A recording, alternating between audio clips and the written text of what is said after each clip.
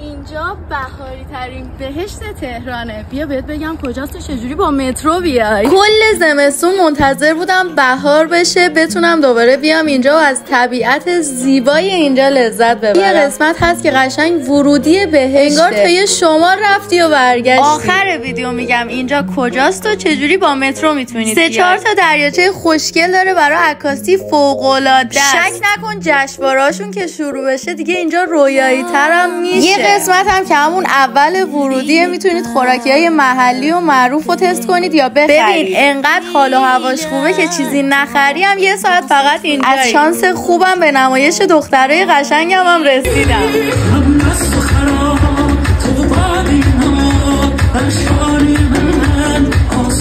اینجا باغ گیاهشناسی ملی که میتونید از طریق مترو ایران خودرو هم برید. آدرس دقیقش رو تو کپشن میذارم براتون.